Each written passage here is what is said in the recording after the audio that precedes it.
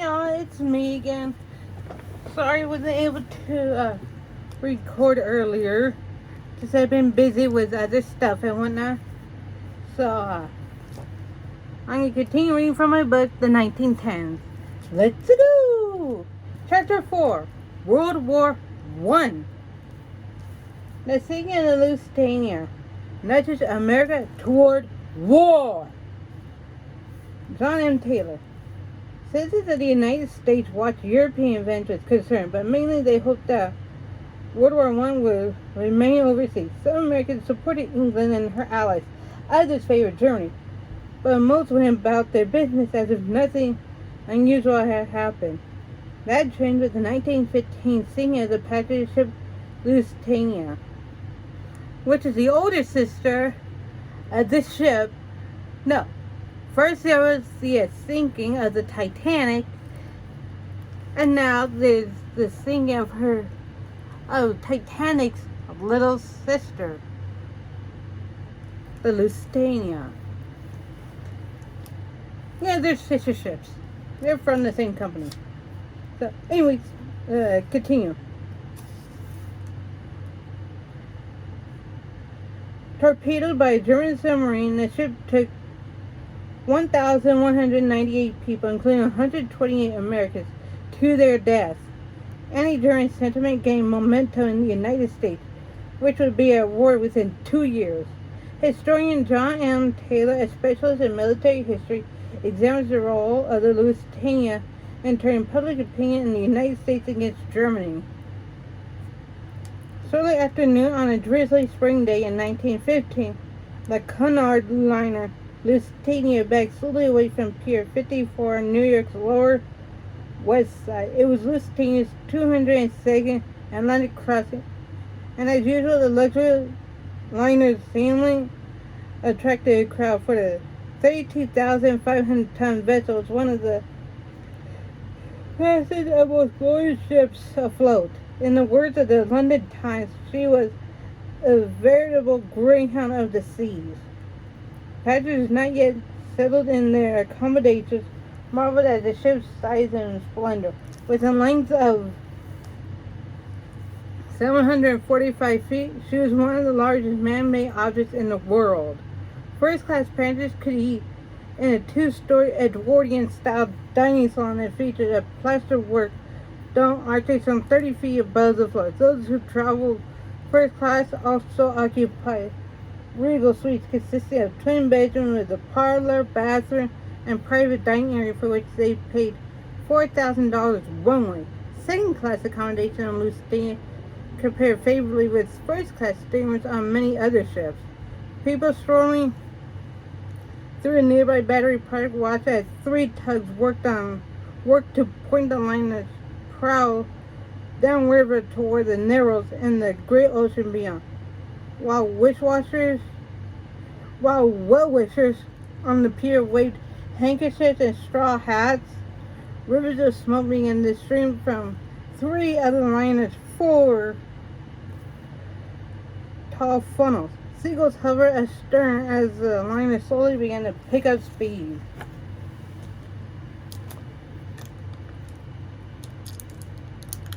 Ugh.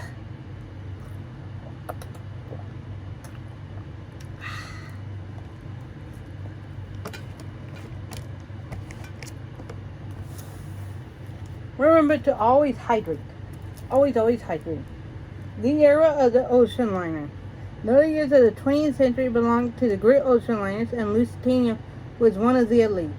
A Scotsman who was present at a launch in 1907 recalled his awe at the sight. Was it the size of her, that great cliff of upperworks? Was it her majesty, the manifest fitness of her rule to the waves? Fitness of her to rule the waves? I think what brought the lump to the boy's throat was just her beauty, by which I mean her fitness in every way. For this was a vessel at once large and gracious, elegant and manifestly efficient. The man could fashion such a thing by the hands out of metal and wood was a happy realization. In 1908, on one of her first Atlantic crossings, Lusitania broke the existing transatlantic speed record, making the run from Liverpool to New York in 4.5 days, traveling at slightly more than 25 knots. Like her sister ship, Mauretania, she could generate 68,000 horsepower in her 25 boilers. Lusitania was also versatile, for the government subsidy that helped pay for her construction required her to have features that would facilitate her conversion to an armed cruiser if necessary. The line's engineers were under the waterline. She incorporated deck supports sufficient to permit the installation of 6-inch guns.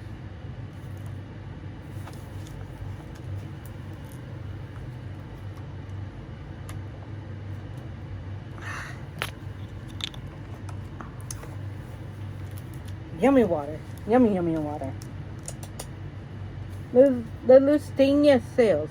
It was May 1st, 1915, and Lusitania was 1,257 passengers and a crew of 702 was beginning a slightly nervous crossing. War was raging in Europe, and although no major passenger liner had ever been sunk by a submarine, some passengers were uneasy. The German embassy had inserted advertised in a number of American newspapers warning of dangers in the waters around the British Isles. Because this warning appeared only on the day of sailing, not all of those who boarded Lusitania saw it. Yet for travelers with an apprehensive turn of mind, there were alternatives to the Cunarder. The American Lines New York, with space available, sailed the same day as Lusitania, but she required 8 days to cross the Atlantic as opposed to Lusitania's 6. Despite the warning posted by German embassy, Lusitania's captain was not nervous. When Captain William Turner was asked about the U-boat threat, he remarked that, by the look of the pier and the passenger list, the Germans had not scared away many people. By the spring of 1915, the land war in Europe had settled into a bloody stalemate, but one in which the Central Powers held the advantage. A decisive German victory at Tannenberg had all but taken Tsarist Russia out of the war. The initial German thrust for Paris had been repulsed, but even as Lusitania sailed, the British were being mauled in the month-long Second Battle of Press. I think that's how you say it. I don't know. It's Y-P-R-E-S. I don't know how you say that word, but I think it's Press. The war at sea, however, was a different matter. The Royal Navy's numerical superiority made it perilous for the German fleet to venture out of port and enabled the Allies to move troops and material by sea. Most important of all, Allied control of the sea had cut the Central Powers off for overseas supplies of food and raw materials. When the increased range of shore-based guns prevented the British from maintaining a traditional offshore blockade of German ports, the Royal Navy mounted a long-range blockade instead.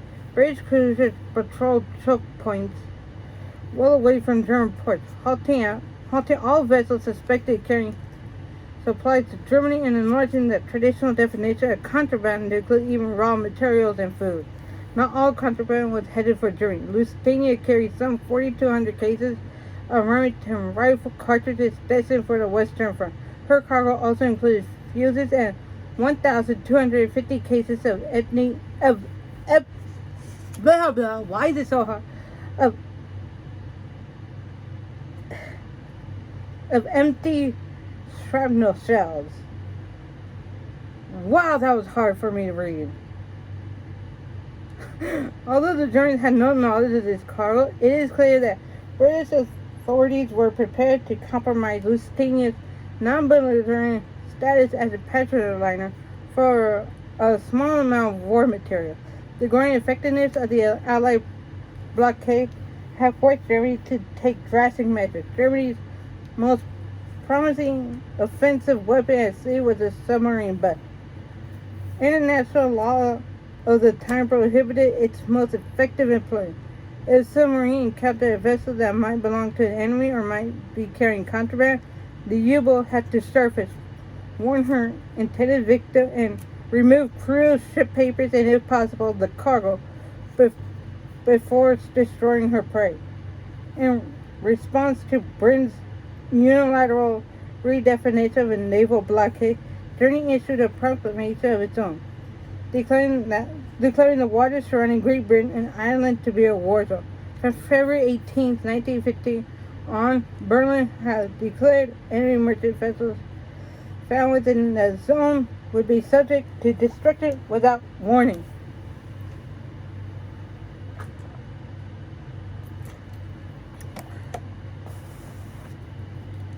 A submarine prowls the seas. The day before Lusitania sailed from Pier 54, U-20 skippered by 32-year-old Capellan, I think how you say it, Lieutenant Commander Walter Schwinger left the German naval base at Emden on the North Sea. Schwinger's orders were to take U-20 around Scotland and Ireland to the Irish Sea. There he was to operate in the approaches to Liverpool for as long as his supplies permitted. His orders allowed him to sink with or without warning all enemy ships and any other vessels whose appearance or behavior suggested that they might be disguised enemy vessels. The British were known to dispatch ships under neutral flags. Submarine warfare was still in its infancy, and Germany had only 18 seagoing subs, of which only about one-third could be on station at any one time. Schweizer's U-20 displaced to 650 tons, making it about half the size of a fleet submarine in World War II. I think they mean World War I. I don't know. The boats were crowded and damp, and the 8 torpedoes they carried were often unreliable. But the men who commanded the U-boats included some of the boldest officers of an elite service, and U-20 had a reputation as a happy ship. The scion of a prominent Berlin family, Schwinger was popular with his officers and crew. One of his colleagues recalled him as tall, broad-shouldered, and of a distinguished bearing, with well-cut features, blue eyes, and blonde hair. A particularly fine-looking fellow. On May 3rd, U-20's fourth day at sea, Schwinger spotted a small steamer just north of the Hebrides. Although the vessel was flying Danish colors, Schwinger concluded that she was British and fired a torpedo at her from 300 meters. The torpedo misfired and his crew escaped. But the incident said much about Schweitzer's interpretation of his orders. He would not risk his boat by questioning possible neutral. Rather, he would make full use of his authorization to sink ships without warning. On the 6th day of his patrol, Schwinger rounded the southern tip of Ireland and entered the Irish Channel. There, he encountered a small schooner, Earl of Latham, under sail.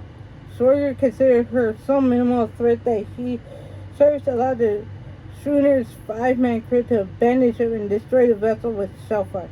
Later the same day, he attacked a 3,000-ton steamer flying Norwegian colors, but the single torpedo he fired missed. The next day, May 6th, brought better fortune.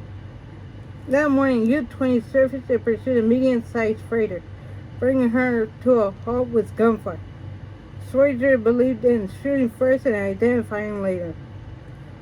But in this case, he was vindicated, for his prey turned out to be a British merchant candidate out of Liverpool. Schwinger dispatched her with a torpedo.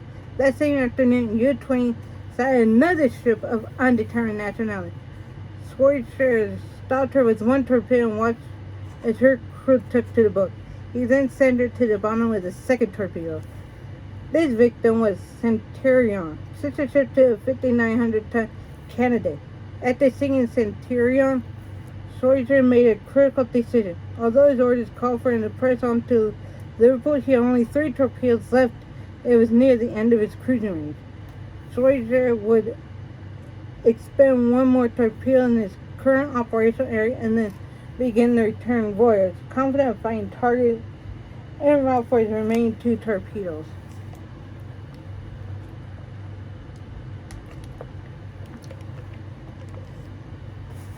The Lusitania nears Europe. Although Lusitania left New York City with much of the pomp of a peacetime crossing, not all was well aboard the line. To conserve costs, 6 of the ship's 25 boilers had been shut down, effectively reducing her top speed from 25 to 21 knots. Perhaps most important, there was a shortage of experienced seamen. That's SEAMEN, not the one that you're thinking about. Okay, so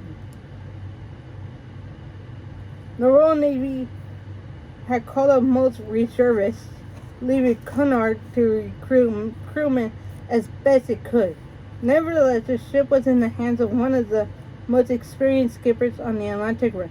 Captain Turner, 63, had been assigned to Lusitania just before her previous crossing, but he was a veteran commander. One of his officers, Albert Worley, saw his skipper as a typical British merchant captain, jovial yet with an air of authority. The son of a sea captain, Turner had assigned aboard a clipper as a cabin boy at age 13 and had served as a junior officer on a variety of sailing vessels. Some believe that Turner's blunt speech and unpolitic manner were liabilities, but no one questioned his seamanship. In 1912, while Captain Mauretania, he had won the Humane Society's medal for rescuing the crew of the British steamer West Point. Much would later be made of Turner's seeming lack of concern about the submarine menace, but the skipper knew that no ship the size and speed of Lusitania had ever fallen victim to a U-boat. Even steaming at reduced speed, Lusitania could outrun any submarine, underwater or on the surface. The Niner plowed ahead on its northeasterly course, averaging about 20 knots. The normally festive atmosphere on board had been dampened somewhat by the war. Indeed, Cunard had obtained a full passenger list only by reducing some fares. The only gilt-edged celebrity on board was multi-millionaire Alfred Goring Vanderbilt, en route to Britain for a meeting of horse breeders. Vanderbilt was fortunate in more than his inherited wealth. 3 years earlier, he had booked passages on Titanic's maiden voyage, but had missed the fate of cruise because of a change of plans. Wow, I did not know that. Woohoo! Other first-class passengers include Broadway impresario Charles Frohman, scouting for new theatrical offerings, and Elbert Hubbard, the homespun writer of inspirational essays such as A Message to Garcia. On Sunday, May 2nd, the first day out, Captain Turner conducted church services in the main lounge. The following day found the liner off Newfoundland's Grand Banks. On May 4th, Lusitania was halfway to her destination. The weather was fine, and Turner had reason to anticipate an easy cross. Even so, the war was never entirely forgotten. On the morning of May 6th, as the ship prepared to enter Berlin's proclaimed war zone, some passengers were startled by the creak of lifeboat davits.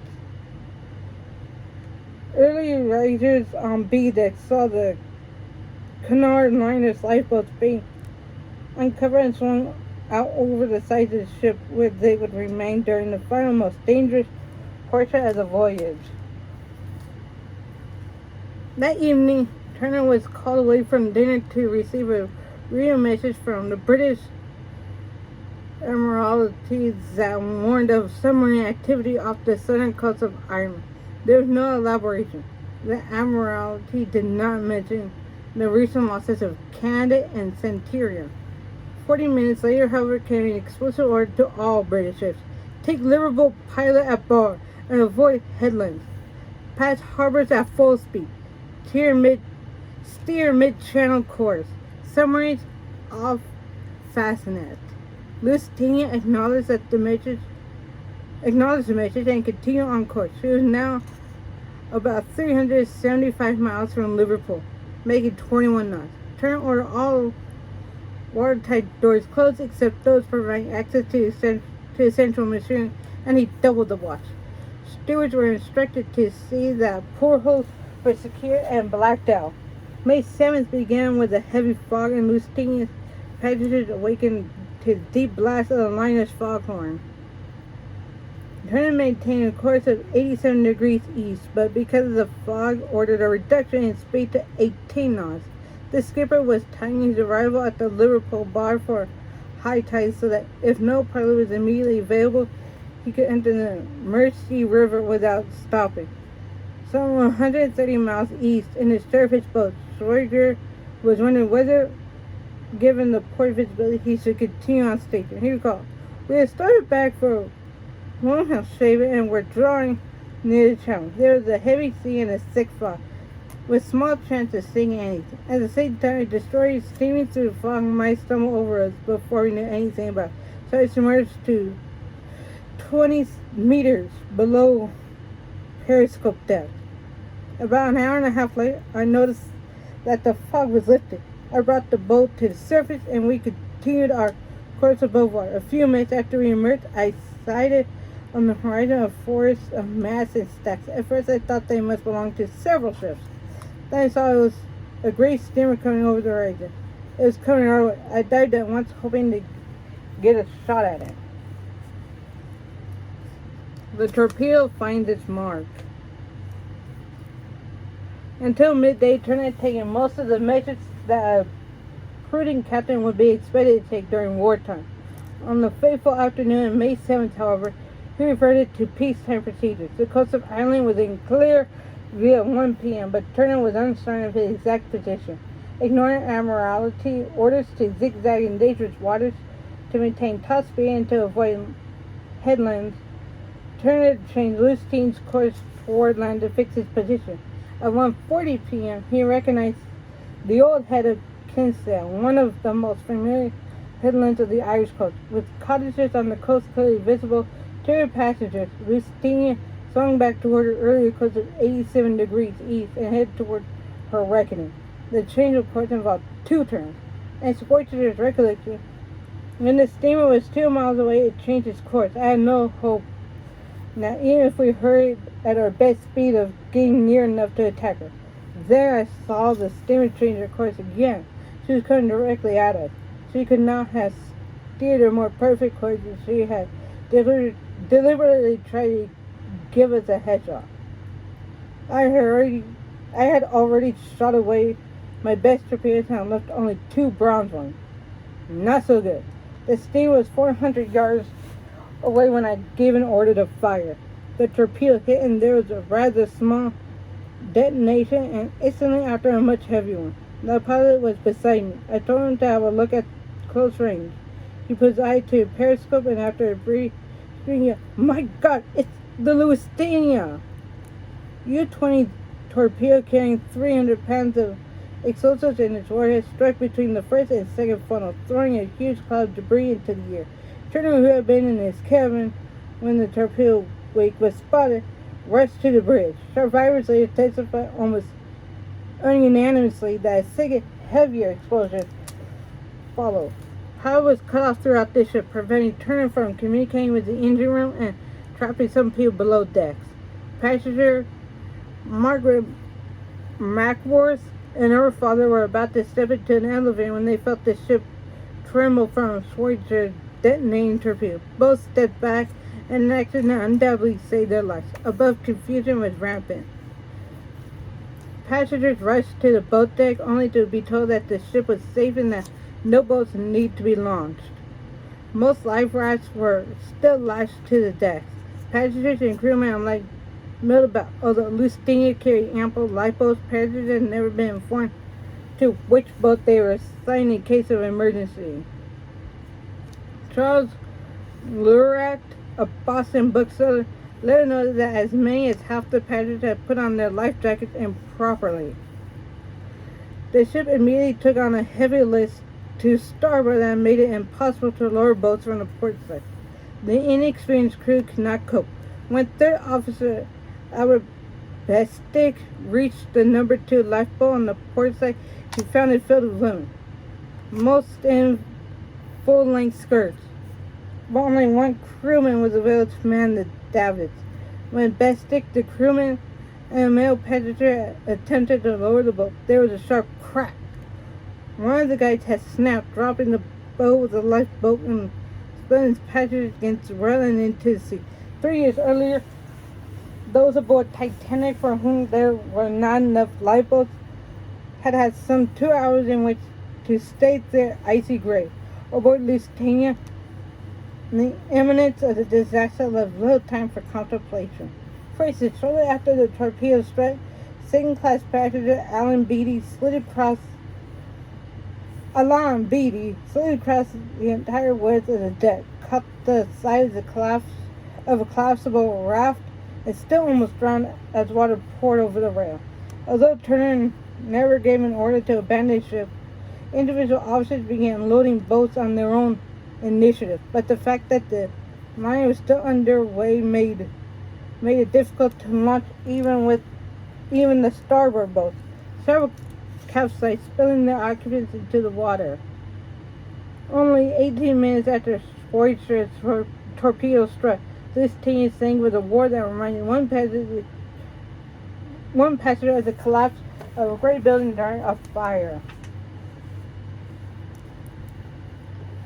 Hundreds of passengers went down with her, trapped in elevators or between decks. Hundreds of others were swept off the ship and drowned in roiled waters. Because Lusitania was nearly 800 feet long, her black painted stern and 4 gray screws were still visible to horrified onlookers on shore at Kinsale when the liner's bow struck bottom at 360 feet.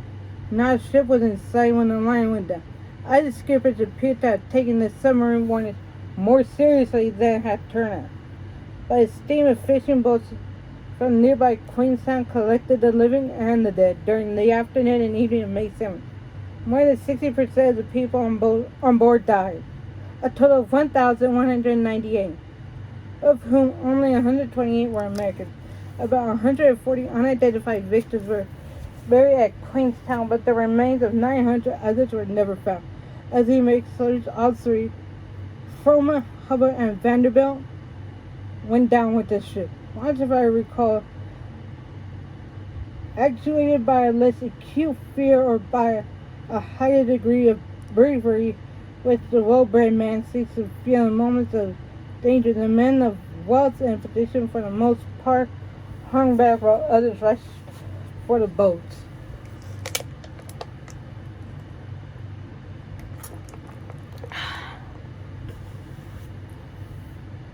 The world reacts. Whatever Lusitania may have been carrying as cargo, the death toll aboard the liner ensured that the sinking would become a public relations disaster for Germany. Instead of issuing an apology, however, or at least holding out the promise of an investigation, Berlin first sought to deflect responsibility. Adding insult to injury, thousands of Germans purchased postcards that portrayed Voyager's torpedo striking Lusitania with an inset of Admiral Alfred von Tirpitz. The newspaper, one of the centrist political parties, Kommunistische Volkswillen, I think that's how you say it, editorialized, "The sinking of the Lusitania is the success of our submarines, which must be placed beside the greatest achievements of this naval war. It will not be the last. The English wish to abandon the German people to death by starvation.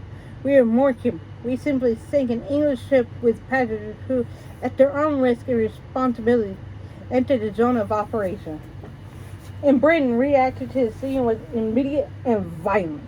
British officials denied German suspicion that Lusitania was carrying contraband, and in London and Liverpool, mobs attacked German-owned shops.